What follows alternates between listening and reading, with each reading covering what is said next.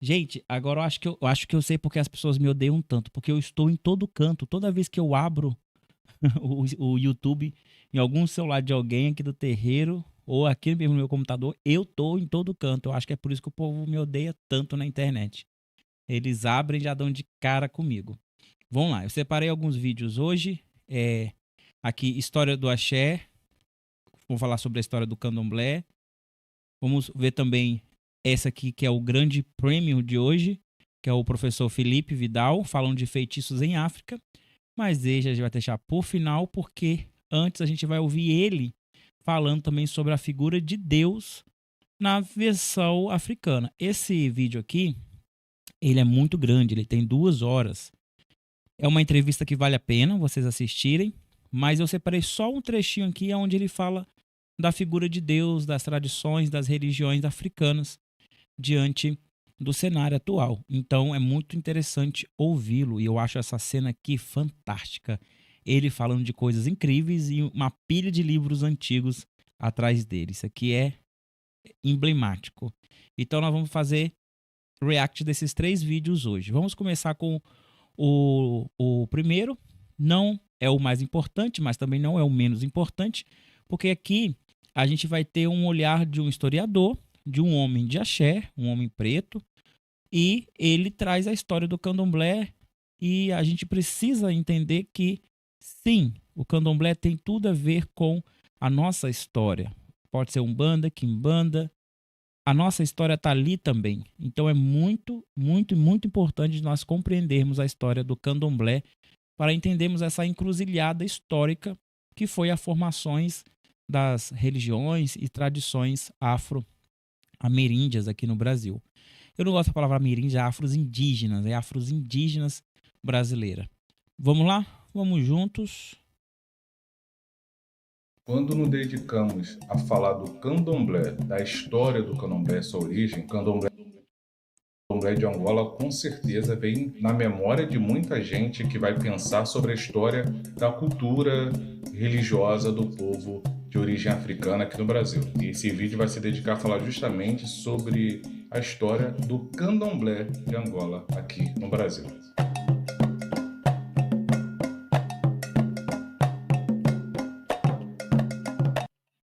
Tom Oloré, historiando axé. Nossa, Ó, episódio 61. Se você gostar, vai lá, se inscreve no canal do irmão e vai consumir o material também, que eu já assisti alguns vídeos, é de ótima qualidade. E o candomblé de Angola, né, é o dito primeiro candomblé do Brasil. Muitos negam, mas os fatos históricos nos mostram que sim, é o candomblé de Angola que deu início a todo esse fenômeno de tradições afro aqui no Brasil. se você não me conhece, eu sou o Tom Lorei e no vídeo de hoje, como eu falei, a gente vai falar sobre a história do candomblé de Angola.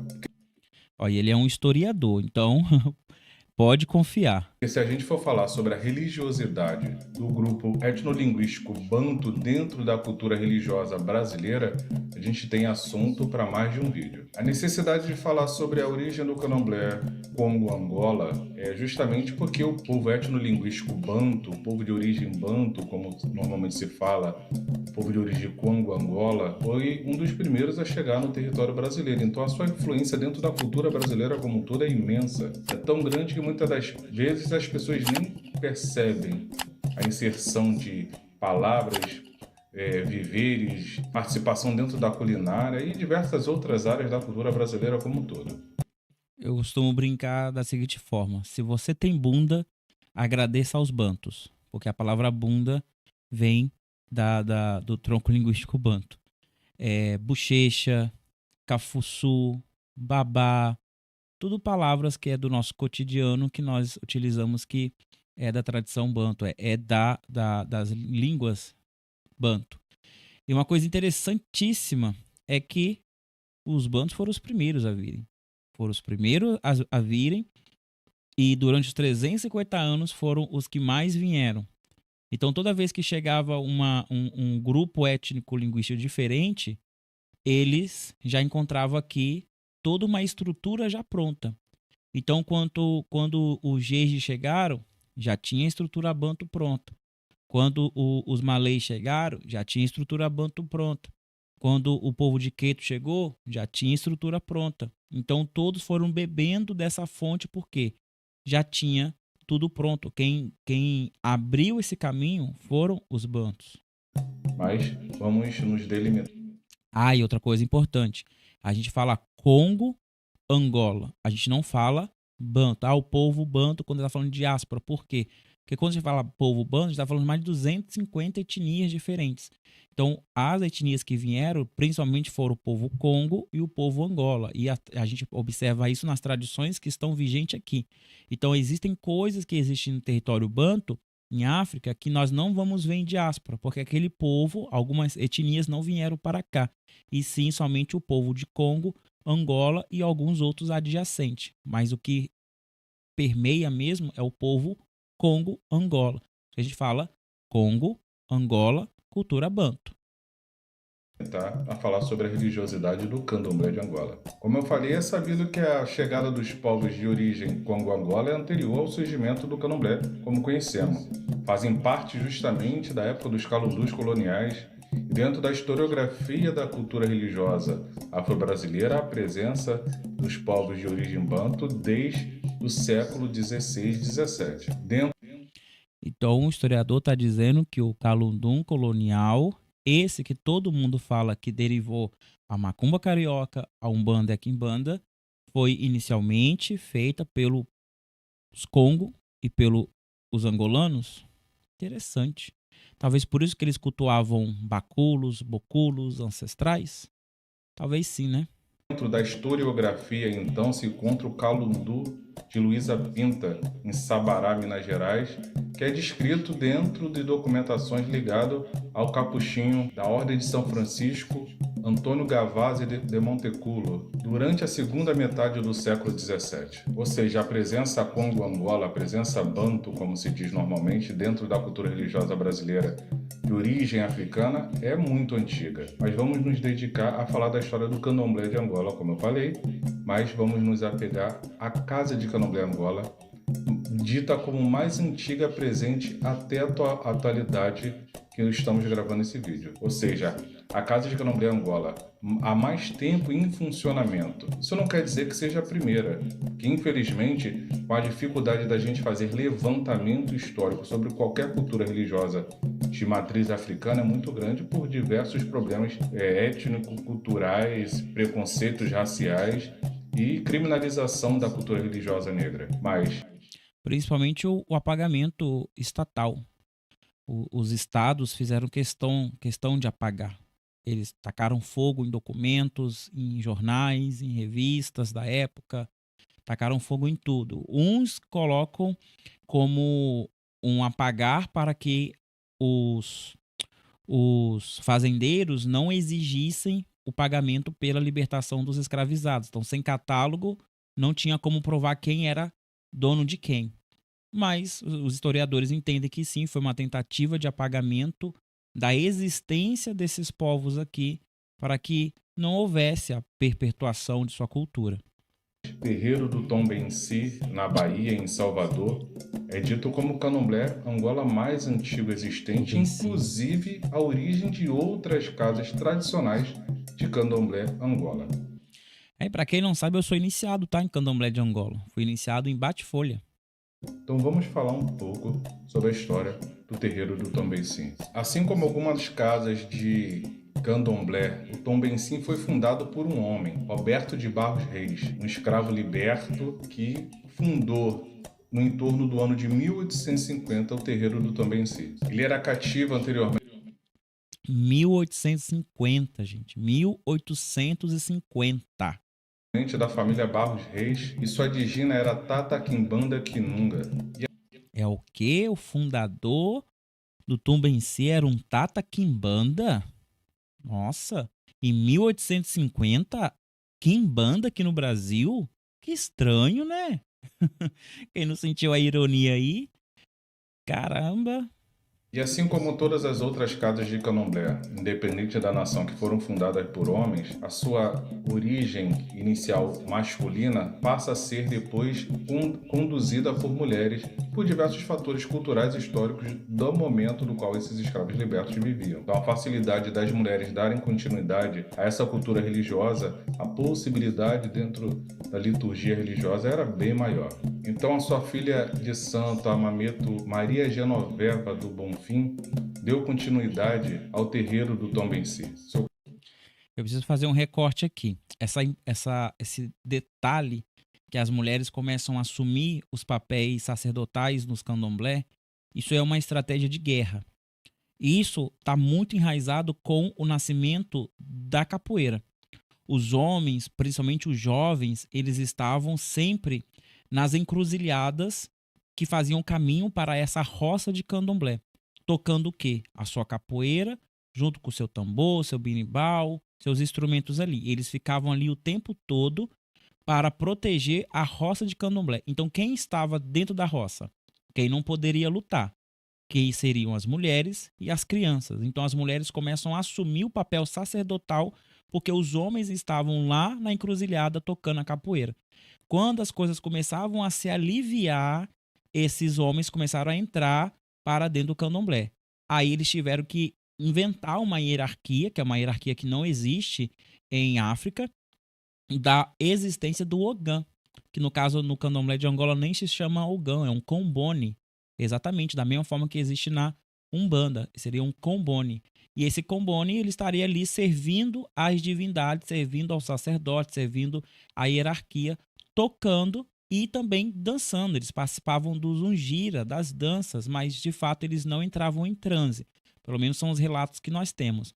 Mas toda vez que eles estavam lá na encruzilhada protegendo a roça de candomblé, havia os toques específicos. O candomblé era tocado só nas palmas, para ficar atento ao toque do tambor lá na encruzilhada. Quando acontecia alguma coisa, tocava toques específicos. Por exemplo, o toque do barra-vento, que é um toque que surge dentro do candomblé de Angola. Esse toque dizia o quê? Que tinha que fugir. Ó, barra-vento é para fugir. Então as pessoas lá no candomblé fugiam, se escondiam. Quando os capitões passavam, porque os jovens capoeiras, eles entravam para dentro do mato, ninguém pegava. Quando eles entravam dentro da roça, não via nada. Via as folhas, via algumas coisas, alguns pratos de fruta, comida, que eles não entendiam o que era, poderia ser uma refeição. Mas, de fato, as pessoas não, porque eles escutaram o toque do barra-vento e eles fugiram. Tem um CD do Paulo César Pinheiro. Eu queria até trazer um dia para a gente poder ouvir as músicas dele e poder ir analisando as letras da música, porque as letras das músicas do Paulo César Pinheiro, que são músicas de capoeira, narra bem essa existência, essa coexistência entre o candomblé, a macumba, o povo de candomblé. E aí a gente vai começando a entender basicamente o que estava acontecendo lá. Então, o povo da capoeira se deslocou depois do candomblé, mas quando os poucos que ficaram como a figura do Ogã. Isso é bem interessante. O cognome era Maria Neném, nome pelo qual ela era conhecida por todos na época, e sua digina era Twenda Unzambe. Ela era filha de Kavungo, similar ao orixá Obaloaê dentro do Quito e Sakpatá dentro do Jeje. Era uma senhora muito respeitada na sua época dentro do candomblé e principalmente na atualidade por ser origem de muitas casas de candomblé, ou seja, uma ancestral de diversas pessoas iniciadas dentro do candomblé de Angola. O terreiro do Tombenci, como eu falei, foi fundado em 1850, mas Maria Neném tomou a frente do terreiro no ano de 1909, mas veio a falecer em 1945, ficando então à frente do terreiro do Tombenci durante 36 anos. Ela foi uma mameto de grande liderança e respeitada pelo seu conhecimento dentro da liturgia do candomblé de origem Congo-Angola. Apesar de todo esse respeito que se tinha por ela, diz ela ter um grande carisma, ser uma pessoa respeitada por tudo, amada por tudo, apesar de ser uma mulher enérgica na conduta das ritualísticas e da sua roça de candomblé. Só que é muito interessante falar do terreiro do Tombenci e lembrar de que o delegado Pedro Gordilho, quando a gente vai falar sobre a história do candomblé, no início do século XX e a perseguição que se tinha em Salvador, na Bahia, aos terreiros de candomblé, é que Maria Neném não era perseguida por Pedro Gordilho. Inclusive tem um nome, uma placa que muitas das vezes foi dita até utilizada para a definição do terreiro e do nome, que é o Catispero, que era utilizada justamente para, de certa forma, amedrontar Pedro Gordilho ao querer entrar no terreiro do Tombenci, uma placa colocada acima do seu portão, de forma que lhe amedrontasse de não querer entrar. Hoje em dia, Isso aqui também é algo muito interessante. Em Angola, no candomblé de Angola, a gente vai entender o poder do feitiço. O feitiço era utilizado para aquilo que ele foi feito para ser utilizado, para proteção. Então a gente utilizava o feitiço para proteger a casa. São diversos relatos escritos, orais, que contam que nessas perseguições, as casas que tinham as suas proteções, principalmente porteira, cancela, que viraram fundamentos depois de terreiro, guardavam ali entidades que protegiam a casa. E nessas brincadeiras de colocar feitiço na rua, feitiço no portão, feitiço na calçada, esses feitiços, que podem ser entendidos como tecnologia ancestral, como já falei outras vezes, protegiam das pessoas maldosas. E toda vez que essas pessoas maldosas tentavam entrar no terreiro, acontecia algo que elas não sabiam explicar. Uns incorporavam, uns caíam e eles adormeciam e só acordavam no dia seguinte, depois que todo mundo ia embora. Outros falavam que entravam e ao mesmo tempo eles saíam. Então acontecia alguma coisa ali com aqueles feitiços que protegia as casas. Talvez nesse momento aí aconteceu e esse cara ficou com muito medo porque ele não sabia explicar e não tinha força para enfrentar. Mas nessa brincadeira surge um dos feitiços que vai se tornar uma entidade, que é o tranca-rua. O feitiço de trancar a rua era utilizado nas roças, fazia sacrifício em uma rua e depois na outra, fechando aquela rua, para que qualquer pessoa que passasse ali com má intenção com o terreiro, essa pessoa tombava.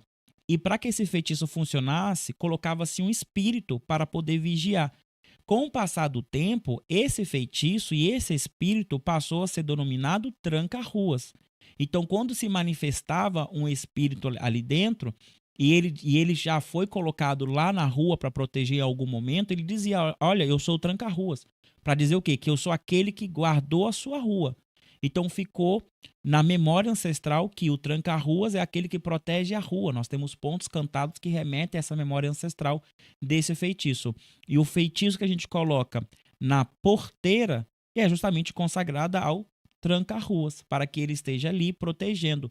Na leitura moderna, a gente coloca que ele faz o filtro, né, não só das pessoas, mas também dos espíritos, fazendo com que ele permita ou não a entrada de certos espíritos na nossa casa, para que eles recebam ou não tratamento. Então, o tranca-rua seria o primeiro filtro de proteção de um terreiro, mas devemos entender que ele surge num contexto de feitiço. Inicialmente, ele era um feitiço que passou a se manifestar porque um espírito estava lá executando aquele feitiço com o nome de tranca-ruas. Com o passar do tempo, ele foi indo se transformando nessa entidade que a gente tanto adora, tanto ama ver e adorar nos terreiros.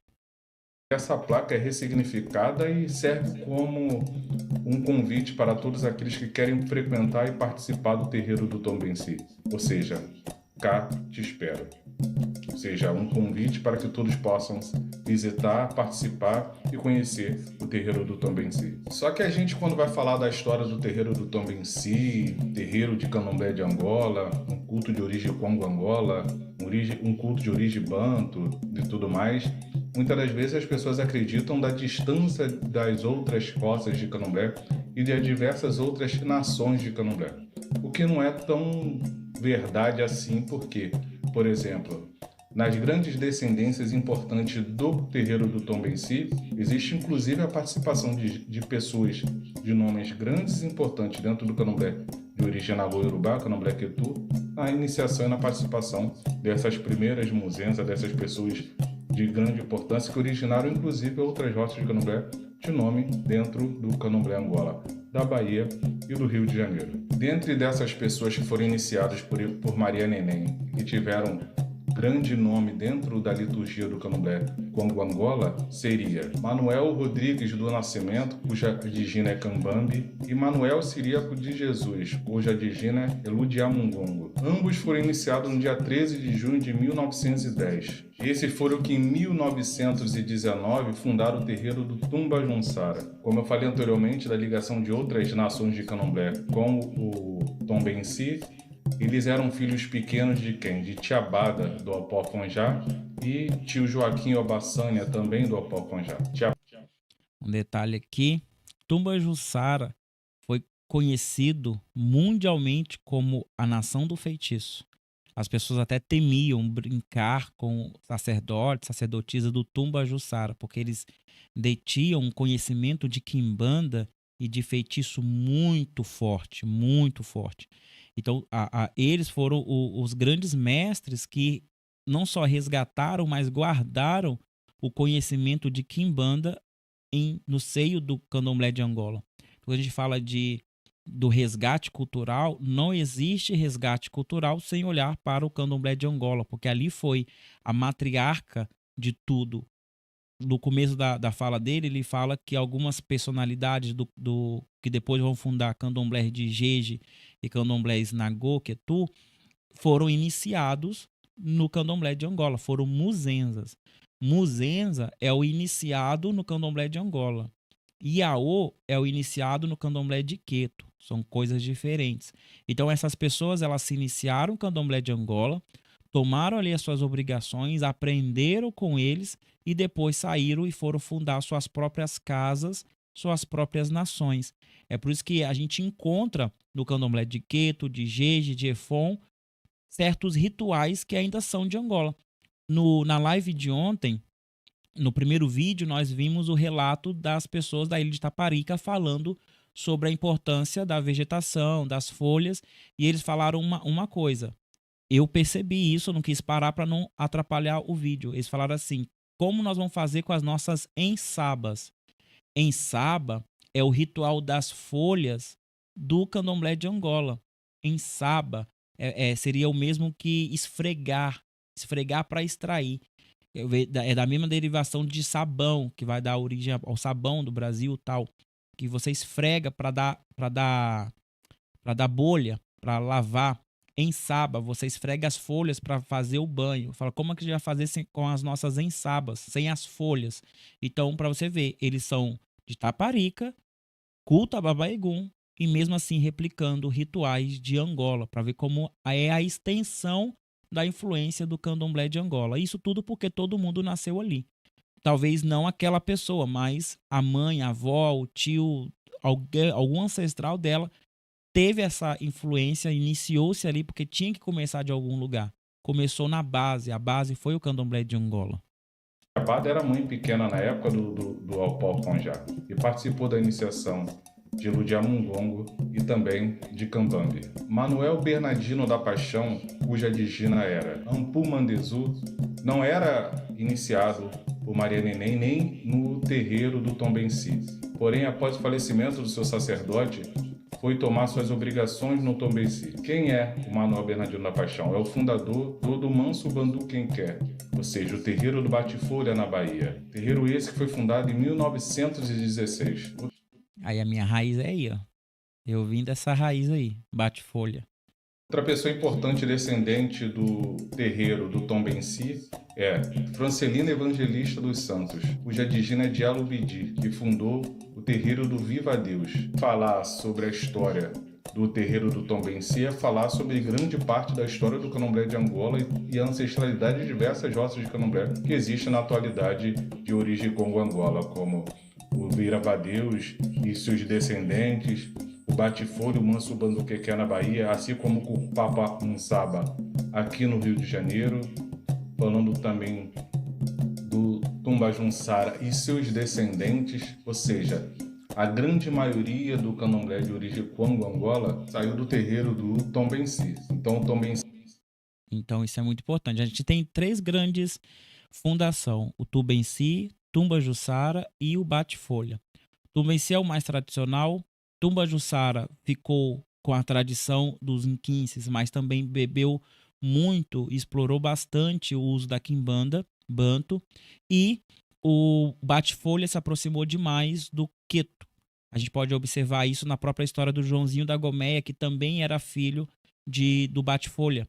E o bate-folha do Joãozinho da Gomeia é o grande responsável por popularizar o uso de paramentas para orixá. Ele cultuava orixá, sendo de candomblé de Angola, bate-folha. Então, o elo perdido entre candomblé de Queto e candomblé de Angola é o bate-folha, a vertente bate-folha. O Tumbenci e o Tumbajuçara ficaram com a sua essência. Então, quando a gente quer conhecer candomblé de Angola de verdade, é Tumbajuçara, é Tumbenci. Bate-folha, você vai encontrar ali o meio termo entre tudo, e o Queto é só Queto. Queto geralmente não toca para um 15 de forma nenhuma, não canta para Vodum. Queto é uma nação bem seletista, ela seleciona bastante a cultura que ela vai absorver, porque essa cultura não pode ir de encontro com o que eles fazem ali. Então você pode, por exemplo, reparar que até alguns candomblés de Queto mais tradicionais, eles não cantam para a ancestralidade brasileira. Eles não cantam para caboclo, não cantam para Exu, não cantam para pombogira, eles não cantam, porque eles entendem que essas entidades são eguns e o orixá é anti-egum. Então eles não podem cultuar orixá no mesmo lugar que eles cultuam egum. Então eles não fazem isso. Claro, as casas mais tradicionais. A gente vê casas populares que fazem isso sem problema nenhum, mas é uma escolha do sacerdote. Se deu origem a diversas outras casas de candomblé, através do seu fundador Roberto de Barros Reis, que iniciou Maria Neném, que aí iniciou toda essa gama de pessoas ligadas e vinculadas ao candomblé de origem Congo-Angola. Só que a gente, quando vai falar dos candomblé de origem Congo-Angola, a gente tem que lembrar da maneira diferente desse povo ver toda a liturgia religiosa e toda a maneira de ver os povos espirituais que já existiam nessa terra, ou seja, estão muitas das vezes ligados ao culto e respeito aos povos que já existiam na terra. Então você vai falar da presença do culto de caboclo dentro da origem do candomblé de Angola, justamente porque é um povo que chega. Se a gente for falar sobre a sua origem étnica africana ainda, era um povo nômade, que ao chegar num determinado local reverenciava a terra e o espírito naquela terra presente. Então, isso aqui é muito importante. Vamos lá. Deixa eu evocar novamente a nossa Ndikenga, certo?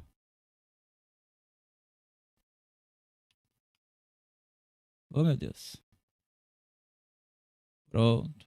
Vamos evocar novamente a nossa Ndikenga para entender isso aqui. Por que o povo banto é muito relacionado à ancestralidade da terra?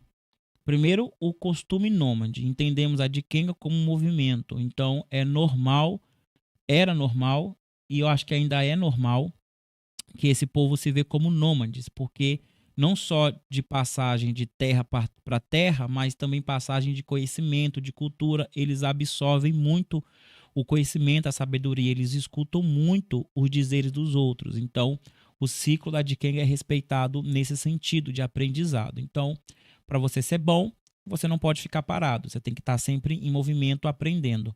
E aqui nós temos essas linhazinhas aqui, tá vendo? Essas linhazinhas aqui.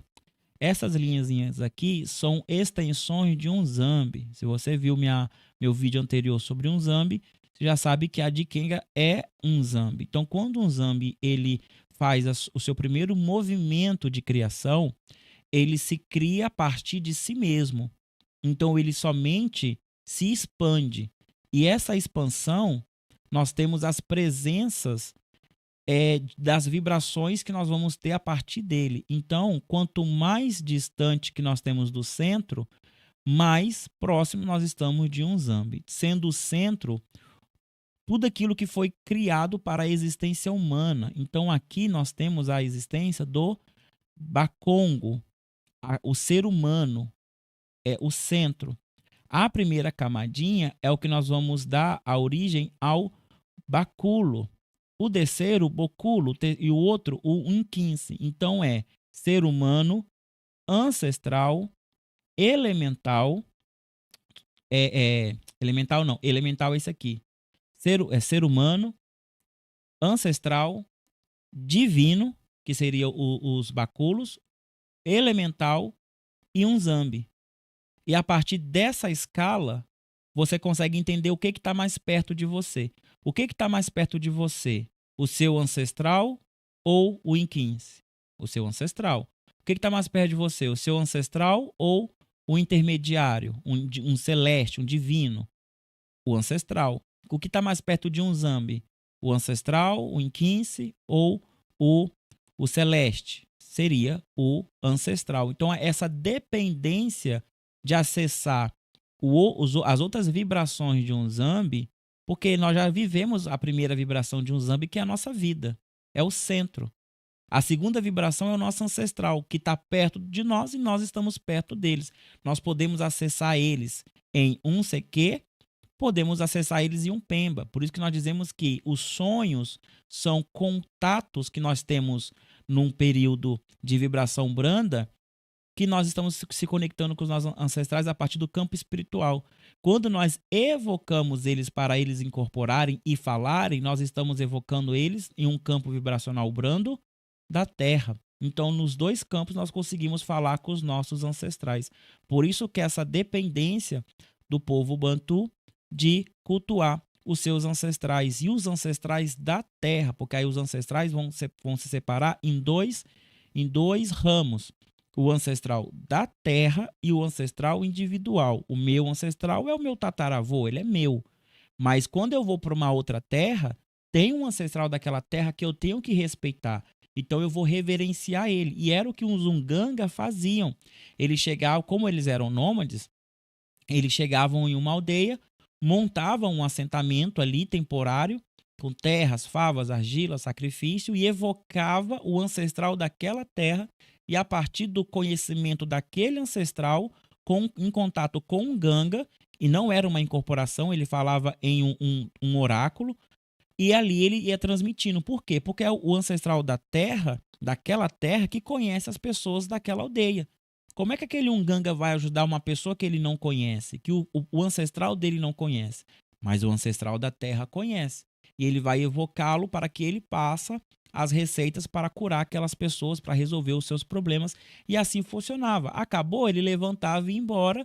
Aquele assentamento, ele era dissolvido a partir da chuva, da terra, do vento. Não tinha mais efeito nenhum. E ele ia para outro canto. E assim funcionava. Então, essa preocupação de você chegar num território que não é seu e você reverenciar o ancestral daquela terra é cultura banto. Por isso que quando eles vão fazer um terreiro, eles vão fazer um inzo, que chamam inzo, eles vão fazer a primeira saudação ao povo da terra, que eles já sabem, desde aquele período, que eram os indígenas. Por isso saudam os caboclos. E aí vai surgir o candomblé de caboclo. E vai talvez até uma influência também para surgir o tambor de mina, o terecô. Provavelmente sim, não sei exatamente, mas provavelmente sim, porque é a mesma raiz de culto. Mas pelo menos o tambor de Minas, o calundum, a umbanda, a macumba, a quimbanda, porque essas entidades estão presentes em todas elas. Assista o filme chamado o Jardim das Folhas Sagradas. É um filme sobre o candomblé, que a mãe de santo lá explica muito bem sobre isso quando ela vai fundar o terreiro do filho de santo dela. Ela explica que antes de levantar qualquer parede, primeiro sauda o dono da terra, que eram os caboclos. E aí surge. Por isso que no Angola tem o culto de Sambangola. O Sambangola seria a festa a festa que nos une, a festa da alegria, a festa do povo, que é um culto destinado à união dos ancestrais, que vai unir os caboclos, os boiadeiros, os pretos velhos, o povo da rua, e tudo era feito num lugar só. O samba Angola é tocado até hoje. Não é um culto ao Inquince, ao divino, é um culto ao ancestral. Então todo o candomblé de Angola tradicional faz o culto de samba Angola. E olha, se você nunca foi, vá. Porque você nunca vai sentir a presença de caboclo tão forte como num samba Angola. Tá? É de arrepiar todos os fios de cabelo que você tem no corpo. É maravilhoso, é maravilhoso. É uma energia de respeito, de gratidão, de euforia. É maravilhoso, maravilhoso.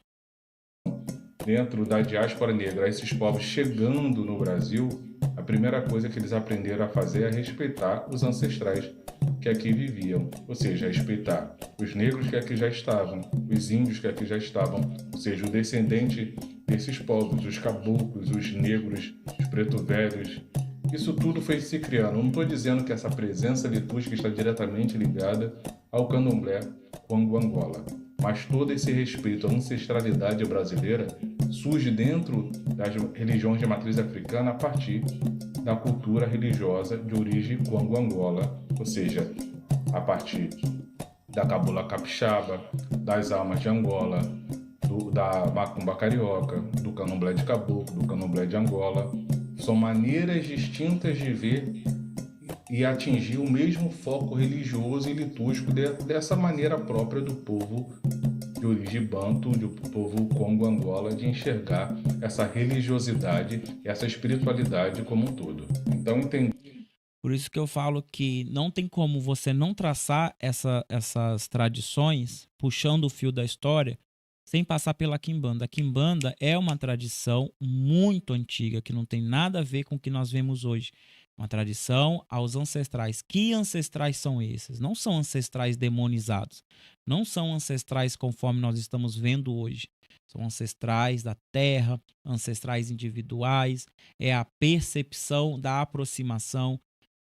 O candomblé de Angola, o samba Angola, a quimbanda preservada nesse espaço não tinha pretensão nenhuma de fazer você ficar famoso, de fazer você fazer pacto, de fazer você ir lá fazer alguma coisa e ficar rico. Isso aí, quem vai vender é a magia ibérica, europeia, que vende o feitiço como resolução de um problema milagroso, né? Harry Potter. Mas Angola não. Quimbanda não. Tanto que Quimbanda é o ato de cura. É o seu problema sendo resolvido a partir da cura, da análise. Quem é que vai fazer essa análise? É o Tatouanga? É o Tatunganga? Não. É o seu ancestral. Por isso que a cura vem a partir da conexão do ser humano com o seu ancestral. Para que eu cure o seu emocional, eu tenho que acessar o seu ancestral. É ele que consegue fazer isso de dentro para fora. Eu não consigo fazer isso. E para isso utiliza de várias ferramentas. Então essa cultura, essa tradição banto é uma sementinha que virou todas as outras tradições aqui. Então é impossível você falar de Umbanda sem falar de Quimbanda. Angola. Não a Quimbanda de hoje, a Quimbanda de Angola. Possível você falar de Calundum, de Cabula, Tambor de Mina, de Almas de Angola e mais um monte de coisa aí, sem falar da tradição de Quimbanda banto, porque é de lá que vem essa ideia de conexão com o espírito. Caso contrário, você não seria um quimbanda, você seria um mameto, um tateto, um quince, que são sacerdotes de culto ao divino, que são expressões de um zambi, que é os unquinces. Aí é outro culto. Por isso que ele fala que, apesar do culto ao caboclo não estar próximo dentro do candomblé de Angola como princípio, ele é adjacente, porque faz parte da tradição. Ou seja, tem um culto a um quince, que é o culto primordial, e adjacente ali tem o culto aos ancestrais, porque faz parte da tradição. E é tradição, não é religião, não é imposto. Você faz porque você sabe que é natural fazer.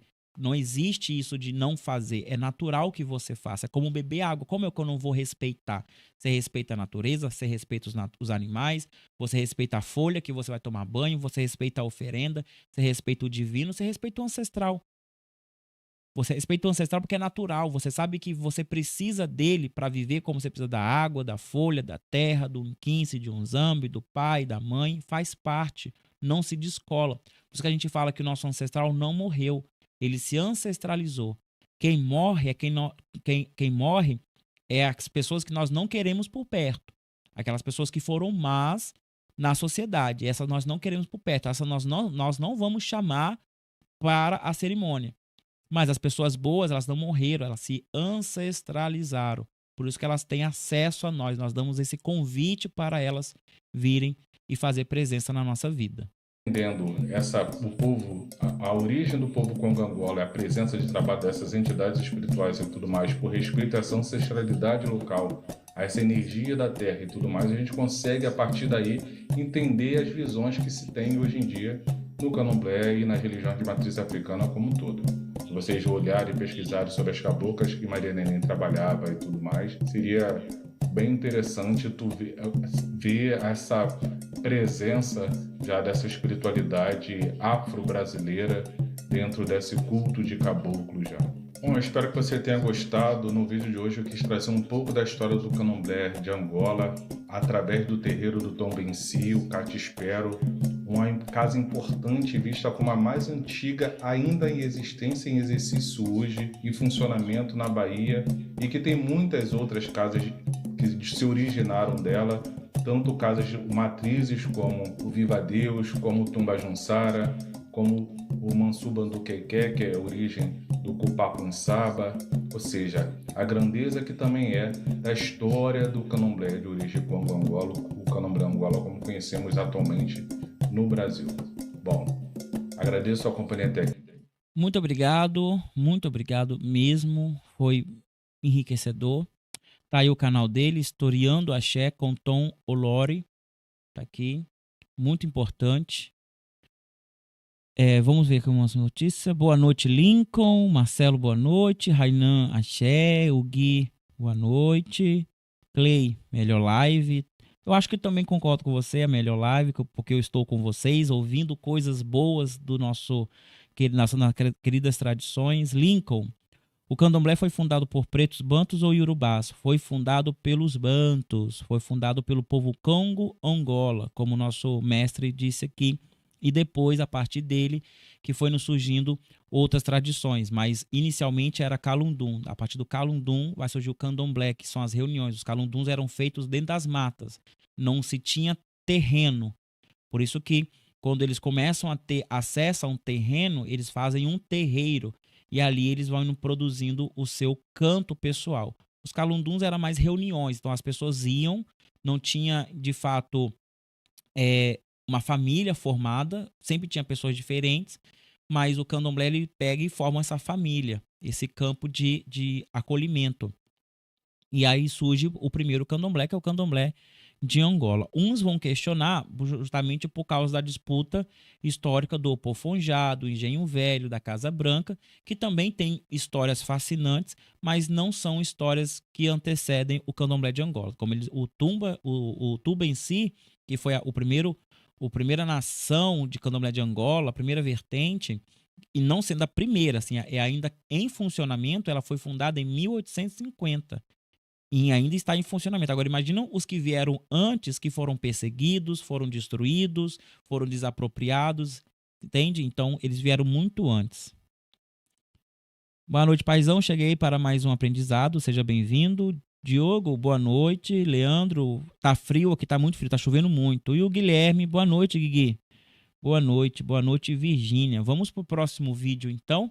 O que você assistiu é um corte da live que eu faço todos os santos dias lá no canal oficial. Vou deixar o link aqui na descrição para você se inscrever e não perder a live que acontece a partir das 7h30 e eu tento responder o máximo lá no chat. Se inscreva também nesse canal, que é onde eu coloco os cortes, para você não perder nenhuma parte da live. Vai, se inscreve, deixa seu like, compartilha para ajudar esse canal a crescer e eu continuar trazendo mais informações importantes da espiritualidade brasileira, afro-indígena, para você e para a sua família espiritual. Até mais. Tchau, tchau.